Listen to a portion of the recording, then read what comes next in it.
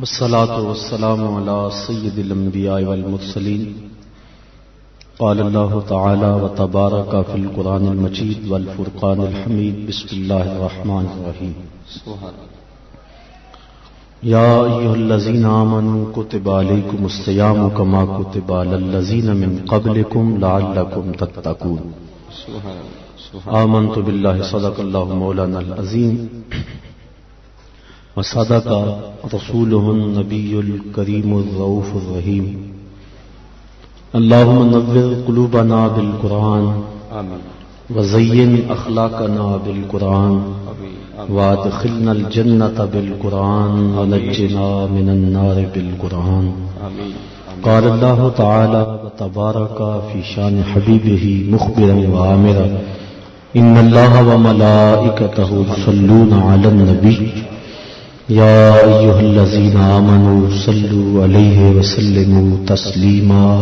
الصلاة والسلام عليك يا رسول الله وعلى آلك وصحبه وعلى آلك وأصحابك يا حبيب الله. تمام حمد و ثنا، تعریف و توصیف اللہ جل مجدہ الکریم کی ذات پاک کے لیے جو خالق کائنات بھی ہے اور مالک شش جہات بھی ہے.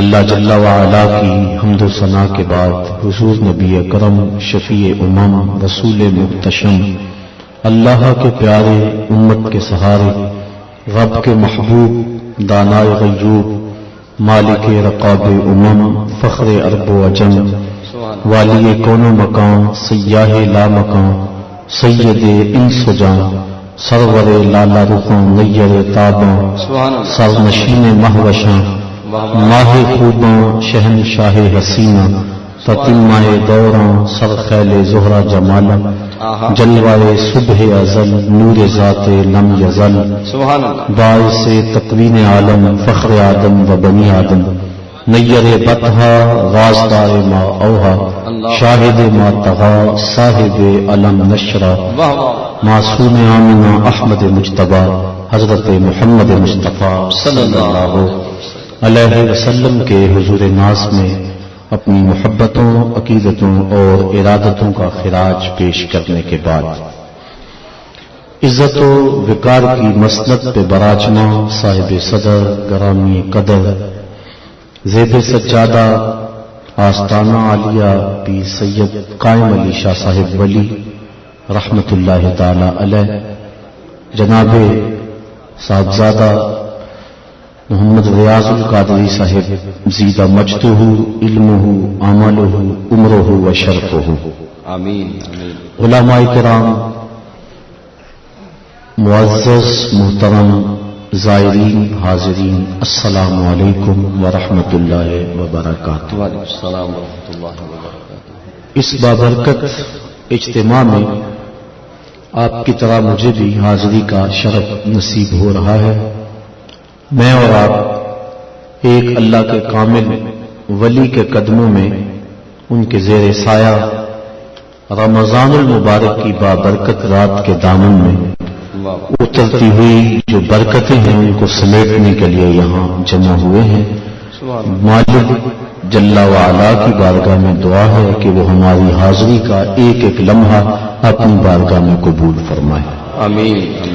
ہمارے میزبان عالی مرتبت نے جس محبت سے اس خوبصورت محفل کا اہتمام کیا اور مانوی حسن کے ساتھ ساتھ صوری حسن سے آج کی یہ جو محفل مالا مال ہوئی، یقیناً یہ ان کے ذوق لطیف کا نتیجہ ہے اور سال ہر سال سے وہ اپنی محبتوں کا یوں اظہار کرتے ہیں، بلکہ پورا سال اسی ذہن میں رہتے ہیں. اب پورا سال یہ انتظار رہتا ہے کہ محفل پاک محفل نعت سے پاک کی تقریب منعقد ہونے والی ہے اور یہ محفل گزرتی ہے تو اگلے پروگرام کے لیے ذہنی تیاریاں شروع ہو جاتی ہیں. گویا زندگی کا یہ سارا سفر حضور کی مدحت کے لیے وقف ہے.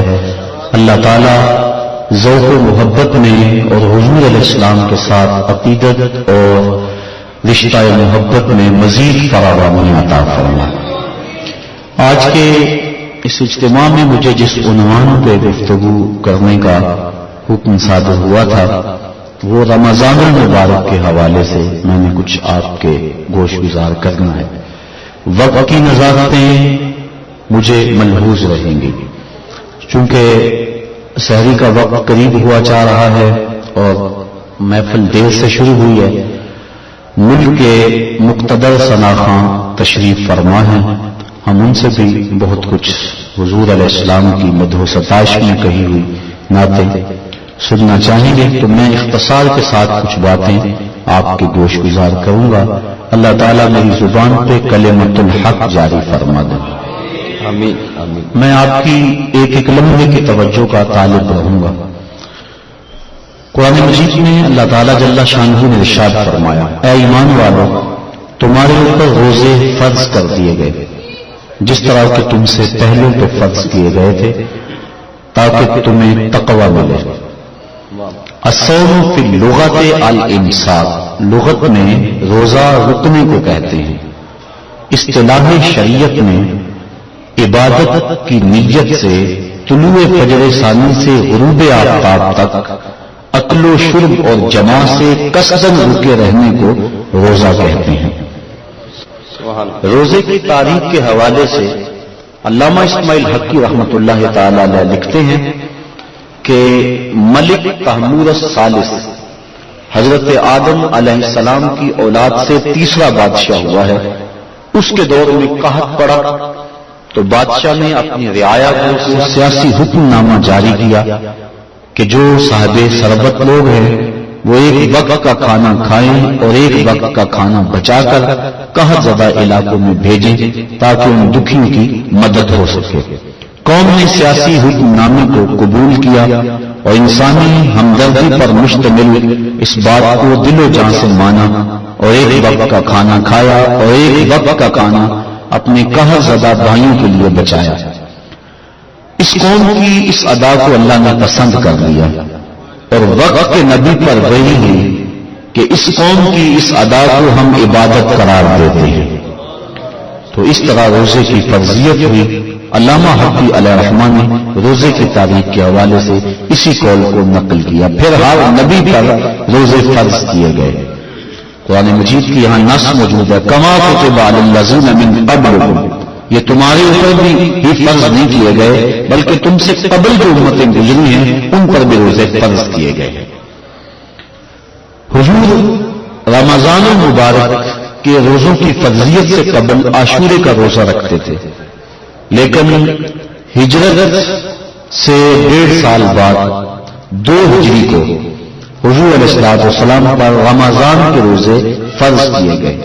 اس طرح حضور کی زندگی میں کل 9 رمضان آئے فرضیت روزہ کے بعد، ان میں سے 7 رمضان 29 کے تھے اور 2 رمضان 30 کے تھے۔ اور یہ بات ذہن نشین رہے کہ زیادہ تر رمضان 29 کا ہوتا ہے، اور یہ بھی ساتھ ساتھ ذہن نشین رہے کہ روزے 29 ہوں یا 30، اللہ پورے 30 کا ثواب عطا فرماتا ہے۔ یہ امت محمدیہ پر اللہ تعالیٰ کا احسان ہے، کرم نوازی ہے۔ روزہ فرض کیوں کیا گیا؟ کیا وجہ تھی کہ مسلسل 1 مہینہ بھوکا اور پیاسا رہنے کا حکم صادر ہوا؟ مالک نے کس طرح چاہ لیا کہ میرا بندہ بھوکا بھی رہے اور پیاسا بھی رہے؟ جو 70 ماؤں سے زیادہ پیار کرتا ہے اور ایک ماں گوارا نہیں کرتی کہ میرا بیٹا بھوکا رہے، وہ سارے کام چھوڑ کے پہلی فرصت میں دودھ دیتی ہے۔ بیٹے کے لیے ماں جن جن مراحل سے گزرتی ہے وہ کسی سے مخفی نہیں۔ بیٹے کی تعلیم کے لیے زیور بیچنا پڑے تو ماں اس سے بھی گریز نہیں کرتی۔ وہ کیا کسی شاعر نے کہا تھا کہ شہر میں آ کر پڑھنے والوں بھول گئے ہو کس کی ماں نے کتنا زیور بیچا ہے۔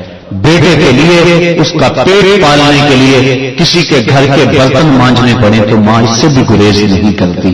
اللہ نے اس کے سینے میں وہ تڑپتی ہوئی ممتا رکھی، وہ محبتوں کے امڑتے ہوئے جذبات رکھے۔ میں کہا کرتا ہوں آج کوئی شے ڈھونڈنے نکلو تو شاید ہی کوئی چیز خالص ملے، لیکن ماں کا پیار آج بھی خالص ہے، ماں کا پیار آج بھی کھرا اور سچا ہے۔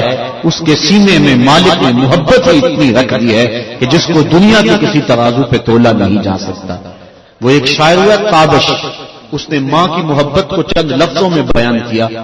وہ کہتا ہے مدت ہوئی میری ماں نہیں سوئی تابش، مدت ہوئی میری ماں نہیں سوئی تابش، میں نے ایک بار کہا تھا مجھے رات کو ڈر لگتا ہے.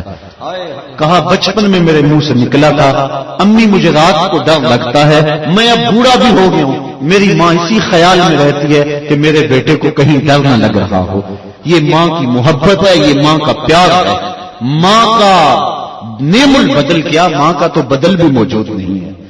علامہ اقبال کی جب والدہ انتقال کر گئی تھی تو ان دنوں کے اندر وہ دیار خیر میں تھے، تو انہوں نے ایک طویل مرثیہ لکھا جو آج بھی کلیات اقبال کی زینت ہے. اس کا عنوان ہے والدہ مرحومہ کی یاد میں. اس میں کہتے ہیں آہ وطن میں ہوگا اب کس کو میرا انتظار، کون میرا خط نہ آنے سے رہے گا بے قرار، آرزو لے کر تیری خاک مرکت پہ آؤں گا، اب دعائے نیم شب میں کس کو میں یاد آؤں گا، کون پچھلے پہر اٹھ کے دعا کرے گا. استاد سے بھی تو کہنا پڑتا ہے نا حضور دعاؤں میں یاد رکھنا، شیخ سے بھی عرض کرنا پڑتا ہے اپنی دودھ دودھ راتوں میں مجھے نہیں بھولنا، حاجی کو معتمر کو عرض کرنا پڑتا ہے سینے حرم میں مسجد نبوی کی بہاروں میں مجھے یاد رکھنا ہے. کبھی ماں کو بھی کہنا پڑا اپنی دعا کرنا. ماں کے ہاتھ اٹھے رہتے ہیں، اور یہ بات ذہن نشین کر لیں جب ماں کے ہاتھ اٹھ جائیں تو اجابت کے سارے دروازے کھل جاتے ہیں. اور یہ نہیں ہے کہ ماں رابعہ بصریہ ہو تو پھر ہی دعا قبول ہوتی ہے. اپلے تھاپتی ہوئی ماں گوبر سے بھرے ہوئے ہاتھ بھی اٹھا دے، اللہ کے عرش کو جنبش دینے کے لیے وہ ہاتھ بھی کافی ہوتے ہیں. ماں جب بولتی ہے تو اس کے لہجے میں جبریل بولتا ہے، اور جب ماں مسکراتی ہے لگتا ہے جنت کی ساری کلیاں چٹکنے لگی ہیں. ماں کے لہجے میں اتنی مٹھاس ہے ساری دنیا کا شہد نچوڑ دیا جائے اتنی مٹھاس پیدا نہیں ہوتی جتنی ماں کے لہجے میں مٹھاس مالک نے رکھ دی ہے. وہ خورشید گیلانی نے لکھا تھا ماں کے عنوان سے، وہ کہتا ہے 5 اسٹار ہوٹلوں میں کھانا کھانے میں وہ لطف نہیں ملتا جو چولہے پر بیٹھ کر ماں کے ہاتھ کی پکی ہوئی چپاتیاں کھانے میں مزہ آتا ہے.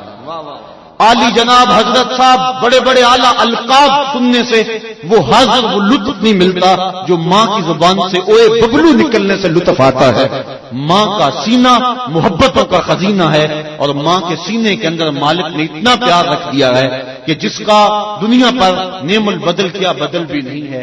غور کیجئے ماں کے سینے میں اتنا پیار کیوں ہے؟ اس لیے کہ اس نے بیٹے کو جنم دیا ہے. میں آپ کی توجہ چاہوں گا، ماں نے بیٹے کو جنم دیا ہے، اتنا پیار ہے کہ دنیا کے کسی ترازو پہ نہیں تولا جا سکتا. جس نے جنم دیا ہے اس کو اتنا پیار ہے، اور جس نے خلق کیا ہے اس کو کتنا پیار ہوگا. جس نے جنم دیا ہے اس کو اتنی محبت ہے، جس نے تخلیق کیا ہے اس کو کتنا پیار ہوگا. اس لیے کہا نا یا ایھا الانسان ما غرک بربک الکریم الذی خلقک فسواک فعدلک فی ای صورت ما شاء رکبک. انسان سے رب کو بھول گیا ہے. یا ایھا الانسان ما غرک بربک الکریم، تجھے کس نے مغرور کر دیا ہے؟ دولت نے؟ وہ تو 4 دن کی کہانی ہے. حسن نے؟ وہ تو ڈھلتا سایہ ہے. جوانی میں؟ وہ تو جانے والی چیز ہے. وہ چیز تو بتا، اس کا نام تو زبان پہ لا جس نے تجھے کریم رب سے غافل کر دیا. الذی خلقک، جس نے تجھے پیدا کیا. کتنا بڑا احسان ہے. اور پھر تجھے اعضاء کو توازن دیا، تجھے چلنے کا سلیقہ دیا. تیری زبان میں گوشت کا لوتھڑا تھا، بولنے کا طریقہ نہیں تھا. اس نے تیری زبان کو بولنے کا سلیقہ سکھایا. آج تیرا طوطی بولتا ہے. لفظ تیری زبان اور تیرے انداز سے ادا ہوتے ہیں. تیرے ہاتھوں میں طاقت ہے. آج تو ہاتھیوں کو نچا لیتا ہے، شیروں کو بٹھا لیتا ہے، ستاروں پہ کمندیں تو ڈالتا ہے، مریخ پہ سفر کی تیاریاں تو کر رہا ہے، چاند کی دھرتی پہ زمین پہ تو نے قدم رکھ دیا ہے. انسان ذرا غور تو کر، تو تھا کیا؟ ذرا ماضی کی طرف پلٹ کر کے دیکھ. چل ماضی کو نہیں دیکھنا تو مستقبل کو ہی دیکھ لے. ایک وقت پھر آئے گا، پھر لاٹھی تیرے ہاتھ میں ہوگی، پھر لاٹھی بھی جواب دے جائے گی، پھر چارپائی پہ لگ جائے گا، جسم کی پوری قوت صرف کر کے ایک گلاس پانی کا مانگے گا. اور اس وقت تو زندگی سے تنگ آ جائے گا، گھر والے بھی تنگ آ جائیں گے. اب ہم تمہیں اگر موت نہ دیتے بتا تو کیا کرتا؟ فَأَمَاتَهُ فَأَقْبَرَهُ، ہم نے زندگی دی یہ بھی ہمارا احسان، اور ہم نے موت دی یہ بھی ہمارا احسان. تو ڈاکٹر کو کہتا لگا زہر کا ٹیکہ، سارے تنگ تھے تیرے سے، سارے کہتے تھے اللہ بابے کو پردہ دے دے تو اچھی بات، لیکن تجھے پردہ بھی نہ ملتا، تجھے موت بھی نہ آتی تو بتا کیا کرتا؟ ہم نے زندگی دی یہ بھی احسان کیا، فاماتہ، اور موت دی یہ بھی احسان کیا۔ اچھا کتا بھی تو مرا تھا، گھسیٹ کے روڑی پہ ڈال دیا، جانور بھی تو مرے تھے، گھسیٹ کے روڑی پہ ڈال دیا، تجھے بھی اگر روڑی پہ ڈال دیا جاتا تو کیا کر سکتا تھا؟ تو مردہ تھا، بے حس تھا، کیا کر سکتا تھا؟ لیکن ہم نے کہا نہیں، ہم نے وفا نبھائی تیرے ساتھ، کہا اسے غسل دو، اس کے سند سند پہ خوشبو ملو، اس کو چٹے لباس میں کفن دے دو، اور اس کو پھر 4 آدمی اٹھائیں، اور کہا تیز نہ چلنا، میرے شاہکار کو کہیں جھٹکا نہ لگے۔ اور پھر آج ہم نے تجھے تکریم دی، ہم نے تجھے عزت دی، امام کعبہ ہے وہ بھی پیچھے کھڑا ہے تجھے آگے رکھا ہے، تو نے ہمارے ساتھ کیا کیا اور ہم نے تیرے ساتھ کیا کیا۔ ذرا ماضی کی طرف پلٹ کے دیکھ لے، تجھے پھر بھی شرم آئے گی، ذرا آگے جا کے دیکھے، تجھے پھر بھی شرم آئے گی۔ یا ایھا الانسان ما غرک بربک الکریم، بتا تجھے کس شے نے خدا سے غافل کر دیا۔ اور پھر اب بلا بھاگے ہوئے کبھی کوئی یوں آواز دیتا ہے؟ سکول سے بچہ بھاگ جائے تو اس کو پکڑا جائے تو اس کا سلوک اس کے ساتھ کیا کیا جاتا ہے؟ غلام بھاگ جائے تو اس کو کیسے آواز دی جاتی ہے؟ جو بھاگا ہوا ہے اس کو آواز دے رہا ہے، یا ایھا الانسان، او بھاگے ہوئے انسان پلٹا۔ اور کہیں فرمایا قتل الانسان، یہ مر جانا انسان کتنا ناشکرا ہے۔ تو کیسی اس کی رحمتیں ہیں، بندے کو پکارا جا رہا ہے تو انسان اگر ماضی کی طرف دیکھ لے پھر بھی شرم سے پانی پانی ہو جائے، اور اگر آگے ذرا 2 قدم بڑھ کے دیکھ لے پھر بھی سے حیا آ جائے۔ کہا اس مالک کا در کیوں چھوڑ گیا ہے؟ اللہ ذی خالقہ کا، جس نے تجھے پیدا کیا۔ توجہ کیجئے، جس ماں نے جنم دیا وہ تو گوارا نہیں کرتی کہ میرا بیٹا بھوکا رہے، وہ تو گوارا نہیں کرتی، سارے کام چھوڑ کے پہلے دودھ دیتی ہے۔ بیٹے کے لیے کسی گھر کے برتن مانجنے پڑے اس سے بھی گریز نہیں کرتی۔ تو جو 70 ماؤں سے زیادہ پیار کرتا ہے، 70 ماؤں کی زندگی بھر کا پیار ایک طرف، اور مالک کا شفقت کی نظر سے ایک مرتبہ دیکھ لینا ایک طرف، تو وہ جب ماں گوارا نہیں کرتی کہ میرا بیٹا بھوکا رہے تو مالک نے کیسے گوارا کر لیا کہ میرا بندہ پورا مہینہ بھوکا رہے؟ آؤ پھر ماں کی گود میں آئے، ماں کی محبتوں بڑے گھنے چھاؤں میں آئے۔ ماں بیٹے کی آنکھ میں ایک آنسو بھی گوارا نہیں کرتی تھی، بھوک سے تڑپنا گوارا نہیں کرتی تھی۔ اب بیٹا ہو گیا بیمار، ڈاکٹر کے پاس اٹھا کے ماں بیٹے کو لے گئی، ڈاکٹر نے تشخیص کی، جو علاج تجویز کیا اس میں سیرپ کڑوا تھا، بیٹا پیتا نہیں تھا، ماں نے لٹا لیا زبردستی، منہ کھولا اور حلق میں کڑوا سیرپ ٹپکا رہی ہے، بیٹا چیخ رہا ہے، ماں جو حلق سے نیچے سیرپ اتر رہا ہے، اطمینان ہے اس کے چہرے پہ۔ کیا ماں صفات ہو گئی ہے؟ نہیں۔ اس کی ممتا چھن گئی ہے؟ نہیں۔ اس کی محبت کے جذبات سرد ہو گئے؟ نہیں۔ کیا اس کا پیار رخصت ہو گیا؟ نہیں۔ وہ تو ایک آنسو بھی گوارا نہیں کرتی تھی، اور آج بیٹا رو رہا ہے اور ماں کے چہرے پہ اطمینان ہے۔ تو غور کریں گے، ماں جانتی ہے بیٹا نہیں جانتا، ماں سمجھتی ہے چند لمحوں کی تکلیف ہے لیکن نتیجہ شفا کی صورت میں ہوگا۔ اس لیے مالک بھی نہیں چاہتا کہ میرا بندہ بھوکا رہے، لیکن اس کے باوجود کیوں چاہ لیا؟ کہا لعلکم تتقون، میرے بندوں تمہیں تقوی کا نور مل جائے گا، تمہیں تقوی کی دولت نصیب ہو جائے گی۔ اب سوال یہ ہوا کیا بھوکے اور پیاسا رہنے سے تقوی ملتا ہے؟ تقوی کی دولت بھوک سے ملتی ہے؟ تو آئیے شیخ فرید الدین عطار سے پوچھتے ہیں۔ اور اس سے قبل ایک اور بات طے کر لیں، ہمارے 2 دشمن ہیں جو ہمیں جادہ مستقیم سے بھٹکانے کے لیے دن رات کوشاں ہیں، محنت کر رہے ہیں، ایک نفس اور دوسرا شیطان۔ اب نفس بڑا دشمن ہے یا شیطان بڑا دشمن ہے؟ تو شیطان تو انسانوں کو گمراہ کرتا ہے، جب شیطان خود گمراہ ہوا اس کو کس نے گمراہ کیا؟ اس وقت تو کوئی دوسرا شیطان نہیں تھا، وہ نفس تھا جو شیطان کو بھی لے ڈوبا۔ آنا خیر منہ، جس نے اندر سے سر اٹھایا، اور شیطان کو شیطان بنانے والا نفس ہے۔ ہمارے 2 دشمن ہیں، ایک نفس اور دوسرا شیطان، اکیلی اور ناتواں جان 2 دشمنوں کے نرغے میں۔ لیکن اذا جاء رمضان سلسلۃ الشیاطین، جب ماہ سیام آیا شیاطین جکڑ دیے گئے۔ 2 دشمن تھے، ایک دشمن باندھ دیا گیا۔ یہ جو مسجدوں کو پھاٹک کھل گئے اور قرآن کی تلاوت ہونے لگی، یہ شیطان کے بند جانے کی وجہ سے ہوا، اور پھر بھی گناہ ہو رہے ہیں، یہ نفس کے موجود رہنے کی وجہ سے ہے۔ 2 دشمن سے ایک بند گیا، دوسرا دشمن موجود ہے۔ اب یہ نفس، اس کو کس طرح رام کیا جائے گا؟ چونکہ اگر نفس قابو میں آ گیا تو شیطان کچھ نہیں کرے گا۔ شیطان باہر کا چور ہے، نفس اندر کا چور ہے۔ ہمارے دیہاتوں میں جب کبھی چوری ہو جاتی ہے تو لوگ اندازہ کرتے ہیں کہ چور کہاں سے آیا، بوڑھے آدمی بیٹھ جاتے ہیں دانشور لوگ، لیکن ایک نقطے پہ سارے متفق ہوتے ہیں کہ کوئی اندر کا بندہ بھیتی موجود ہے۔ اتنی دیر تک چوری نہیں ہو سکتی جب تک کوئی اندر کا بندہ موجود نہ ہو. یہ شیطان اتنی دیر تک حملہ نہیں کر سکتا جب نفس ساتھ شامل نہیں ہوتا. اب شیطان کے چھٹنے سے قبل ہم نفس کو قابو میں کر لیں تو شیطان چھٹ بھی گیا تو کچھ نہیں کر سکے گا. اب نفس کا علاج کیسے ہوگا؟ تو آئیے شیخ فرید الدین عطار کو پوچھتے ہیں. پہلے یہ میں بتانا چاہوں گا کہ شیخ فرید الدین عطار ہیں کون. علامہ اقبال کے روحانی مرشد ملا رومی رحمۃ اللہ تعالی علیہ کا ایک شعر ان کے تعارف کے لیے پیش کرتا ہوں. شیخ فرید الدین عطار کے بارے میں علامہ رومی لکھتے ہیں: ہفت شہر عشق را عطار گشت، ما ہنوز اندر خم یک چام.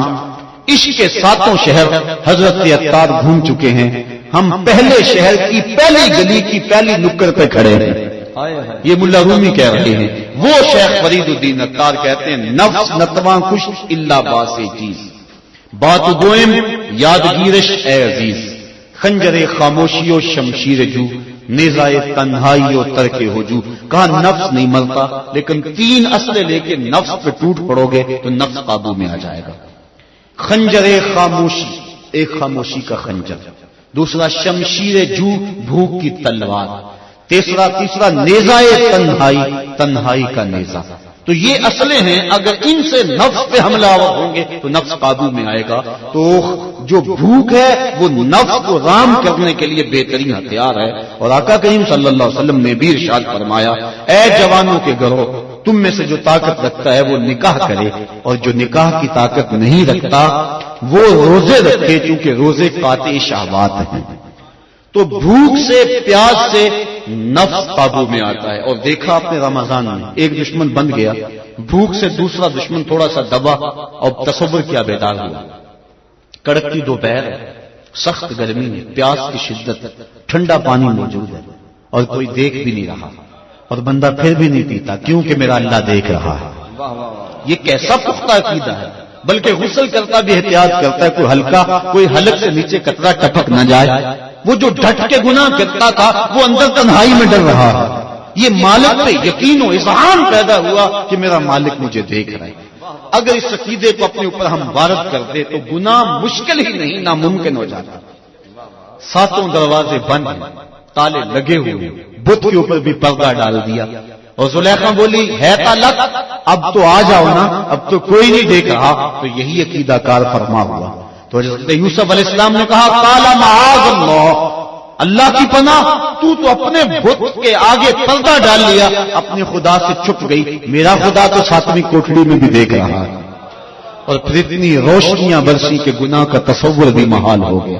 یہ یقین کہ میرا مالک مجھے دیکھ رہا ہے انسان کے لیے گناہ کو مشکل بنا دیتا ہے. حضور نبی رحمت، شفیع معظم، رسول محتشم صلی اللہ علیہ وسلم نے ارشاد فرمایا: 7 یظلہم اللہ تعالی فی ظلہ یوم لا ظل الا ظلہ، امام عادل وشاب نشا فی عبادت اللہ، ورجل قلبہ معلق بالمساجد، ورجل دعته امرأة ذات منصب وجمال فقال انی اخاف اللہ، ورجلان تحابا فی اللہ اجتمع علیہ وتفرقا الیہ، ورجل تصدق بصدقة فأخفاها حتى لا تعلم شماله ما تنفق يمينه، ورجل ذكر الله خاليا ففاضت عيناه او كما قال. بخاری میں بھی روایت، مسلم میں بھی روایت، نسائی میں بھی روایت. حضور فرمایا 7 اشخاص ایسے ہیں قیامت کے دن جب کوئی سایہ نہیں ہوگا، اللہ انہیں اپنے عرش کا سایہ نصیب فرمائے.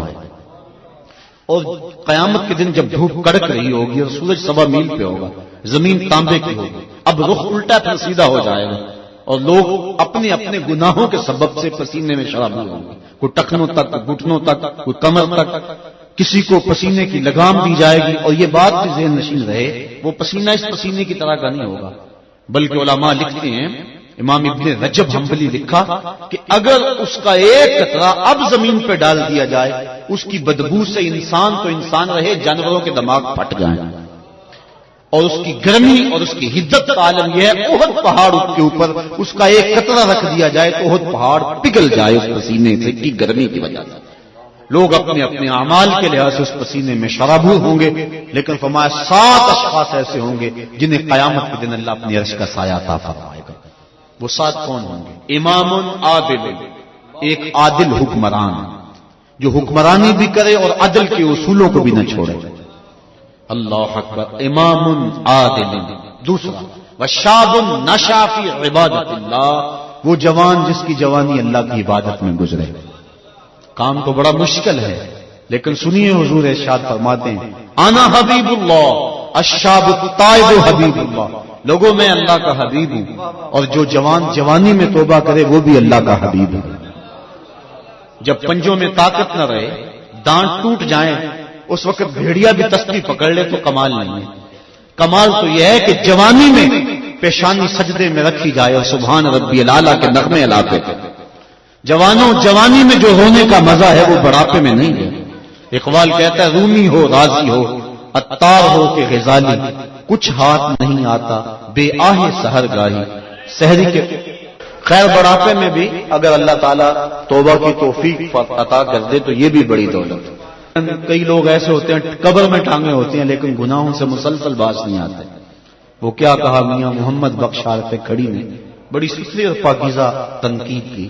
فرماتے ہیں ہڈیاں کمبن گوڈے کھڑکنتے اڑ گیا لک تیرا، اجے بھی بدیوں باز نہ آئیں جیو مرد دلیرا. یا ایھا الانسان ما غرک بربک الکریم. اگر بڑھاپے میں بھی مل جائے توفیق توبہ تو یہ بھی بڑی دولت ہے. انما الاعمال بالخواتیم، اعمال کا دار و مدار حسن خاتمہ پہ. لیکن جوانی میں اگر کسی کو یہ دولت مل گئی تو بہت بڑی دولت ہے. تیسرا فرمایا ورجل قلبہ معلق بالمساجد، وہ آدمی جس کا دل مسجد کے ساتھ لگتا ہے، مسجد کی تعمیر کے ساتھ اس کا دل لگا رہتا ہے کہ جلدی مسجد تعمیر کے مراحل سے گزر کے تکمیل تک پہنچے. مسجد کی آبادی کے ساتھ، مسجد کی بہتری کے ساتھ، تعظیم کے ساتھ، صفائی کے ساتھ، آرائش و زیبائش کے ساتھ اس کا دل مسجد کے ساتھ لگا رہتا ہے. حضور ارشاد فرمایا کچھ لوگ مسجدوں کی میخیں ہوتی ہیں، جس طرح لکڑی میں کیل ٹھک جاتا ہے وہ مسجدوں میں یوں لگے رہتے ہیں، ان کو ڈھونڈنا ہو تو مسجدوں میں ملیں گے. فرمایا کبھی وہ بیماری کی وجہ سے مسجد میں نہ آ سکیں تو اللہ کے کچھ فرشتے ہیں جو ان کی عیادت کرنے کے لیے ان کے گھروں میں جاتے ہیں. اللہ اکبر. ہم تو انہیں مسیطر کہہ دیتے نا اپنی زبان کے اندر. سنو اس مسیطر کی شان. اللہ کے حبیب فرماتے ہیں قیامت کے دن جب کوئی سایہ نہیں ہوگا اللہ اسے اپنے عرش کا سایہ نصیب فرمائے گا. اور چوتھا شخص ورجل دعته امرأة ذات منصب وجمال فقال انی اخاف اللہ، وہ آدمی جس کو کسی عورت نے دعوت گناہ دی، اور وہ عورت معمولی نہیں تھی، ذات منصب و جمال، حسن و جمال کی پیکر تھی. اس کی ایک ایک ادا سے سورج طلوع ہوتا تھا. اس کا حسن جو ہے وہ بہت زیادہ تھا.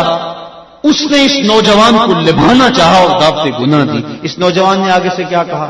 فقال انی اخاف اللہ، کہا تیری بات کیسے مانوں، مجھے اللہ سے ڈر لگتا ہے، میرا مالک مجھے دیکھ رہا ہے. یہ کہہ کے بچھتے ہوئے حسن کی پیشکش کو ٹھکرا دیا. حضور فرماتے ہیں جب قیامت کے دن کوئی سایہ نہیں ہوگا، قیامت کے دن اس شخص کو اللہ اپنی عرش کا سایہ نصیب فرمائے گا. یہ بات چھوٹی نہیں ہے. حضرت امام یافعی رحمۃ اللہ تعالی علیہ نے روض الریاحین کے اندر واقعہ بیان کیا ہے. ایک نوجوان کپڑے کی دکان پہ کام کرتا تھا اور تھا بڑا خوبصورت، تقوی کے نور سے بھی مالا مال تھا، اللہ کا ولی تھا. ایک عورت آئی، اس کا منمونا چہرہ دیکھا فریفتہ ہو گئی. ضرورت سے زیادہ اس نے کپڑا خرید لیا، گٹھڑی بھاری ہو گئی. مال کے دکان سے کہا اس نوجوان کو کہو کہ میرے ساتھ یہ گھر میرا سامان چھوڑ آئے. دکاندار لالچ میں آ گیا، نوجوان کو ساتھ بھیج دیا. جب گھر داخل ہوئی نوجوان اندر گیا، اس نے پیچھے سے دروازہ مکفل کر دیا. حیا سوز لباس بھی اتارا اور اس کو دعوت گناہ دینے لگی. وہ کہتا تھا انی اخاف اللہ، میں تیری بات کیسے مانوں، میرا مالک مجھے دیکھ رہا ہے، میں ڈرتا ہوں، میں کیا جواب دوں گا اپنے مالک کو. اس کا رواں کانپ رہا تھا. اس نے ہر ہیلا کیا، ہر جتن کیا، لیکن وہ پگلی نہیں جانتی تھی کہ نور کو رسیوں میں جکڑا نہیں جا سکتا. وہ صرف حسین ہی نہیں تھا، اللہ کا ولی بھی تھا.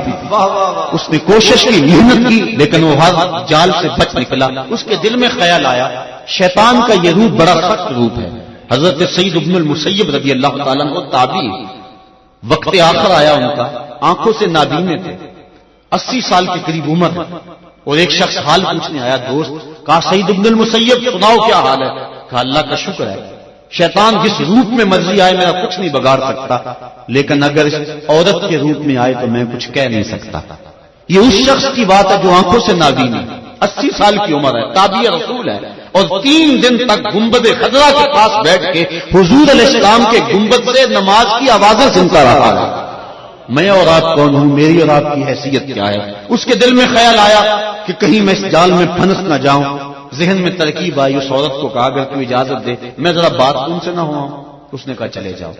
باہر بے تابانہ وہ انتظار کرنے لگی. اس نے ہاتھوں پہ پخانہ کر کے پورے بدن پہ مل لیا. جب باہر نکلا تو بدبو اٹھ رہی تھی. عورت نے دروازے کھول دیے. تو پاگل ہے, مجنون ہے, میں تیرے اوپر مر مٹی تو تیرا تو توازن عقلی ٹھیک نہیں ہے. اس نے کہا مالک تیرا شکر, میرا بدن گندا ہو گیا لیکن من تو پاک رہا. کائنات کا سب سے حسین چہرہ وہ ہے جو جنسی کالک سے محفوظ رہے. اس نے کہا کہ یہ تو گندگی دھل جائے گی لیکن اگر باطن کی گندگی لگ جاتی تو پھر کیا بنتا. باہر جا کے ایک چشمہ تھا, امام یافعی لکھتے ہیں وہاں جا کے اس نوجوان نے غسل کیا اور پھر جب تک زندہ رہا اس کے جسم سے مشک و عنبر کی خوشبو آیا کرتی تھی. اور جب وہ مر گیا لوگوں نے دفن کیا اس کی قبر کی مٹی سے بھی خوشبو آیا. اللہ اللہ یا رسول اللہ. تو روزہ یہ تصور دیتا ہے کہ میرا مالک مجھے دیکھ رہا ہے. کاش کہ ہم اس کو اپنے اوپر وارد کر لیں. پانی نہیں پیتے اللہ دیکھ رہا ہے, کھانا نہیں کھاتے اللہ دیکھ رہا ہے. جب رشوت لیتے ہیں اللہ اس وقت نہیں دیکھ رہا ہوتا. جب آنکھ بھٹکتی اللہ اس وقت نہیں دیکھ رہا ہوتا. جب خیال بہکتا ہے اللہ اس وقت نہیں دیکھ رہا ہوتا. اس کی تو نگاہ کا عالم یہ ہے, ارا زبیبا نملۃ السودا, کالی رات کے اندھیرے میں سیاہ پہاڑی سلسلہ ہے. ان پہاڑوں کی جڑوں کے اندر ایک گہرا غار ہے. اس غار میں چونٹی کا سوراخ ہے, اس میں کالے رنگ کی چونٹی چلتی ہے. تمہارے رب کا یہ دعویٰ نہیں کہ میں صرف چونٹی کو دیکھتا ہوں, نہیں, کالی رات کے اندھیرے میں شب دیجور کی ظلمتوں میں سیاہ پہاڑی سلسلے کی جڑوں میں جو گہرا غار ہے اس میں چونٹی کی سوراخ ہے. اور اس سوراخ کے اندر کالی چونٹی جب چلتی ہے اس کے پاؤں سے سینہ سنگ کے اوپر پتھر کے اوپر جو ننھی لکیر بنتی ہے جس کو کسی خوردبین سے بھی نہیں دیکھا جا سکتا, تمہارا رب اس لکیر کو اس طرح دیکھتا جس کا دیوار چین کو دیکھتا ہے. تو کیا وہ ذہن میں پیدا ہونے والے خیالوں سے غافل ہے؟ وہ ہر شے کو دیکھتا ہے, اس کی نظروں سے کوئی شے پوشیدہ نہیں. چشم تو بھی نندائے ما فی الصدور. اقبال کہتا ہے تیری نگاہ تو سینوں کے راز بھی جانتی ہے. تو ہم اس خدا سے چھپ سکتے ہیں, وہ ہر شے کو دیکھ رہا ہے. تو یہ تصور کہ میرا مالک مجھے دیکھ رہا ہے انسان کے لیے گناہ کو مشکل ہی نہیں ناممکن بنا دیتا ہے. تو وہ مالک جو کھانا کھانے لگے پانی پینے لگے تو دیکھتا ہے, چوری کریں تو پھر بھی دیکھتا ہے, نظر بھٹکے تو پھر بھی دیکھتا ہے, اور جو رمضان میں دیکھتا ہے وہ غیر رمضان میں بھی دیکھتا ہے. آؤ اس تصور کو پختہ کر لیں اور اپنے اوپر قاری کر لیں, اور یہی اولیاء کا پیغام ہے. اللہ مجھے آپ کو توفیق عمل نصیب فرمائے, حضور کی محبتوں کا اسیر بنائے, اور روزہ رمضان کی جو اس کا فلسفہ ہے اس کو سمجھنے کی توفیق نیک عطا کر دے. کار ما آخر شدو آخر زما کار نشد, مشتخا کے ما غبارے کوچائے یار نشد, و آخر دعوانا ان الحمدللہ رب العالمین. آڈیو ویڈیو MP3 CDs حاصل کرنے کا مرکز تنویر CD پوائنٹ چونک ڈاگر گجرانوالا.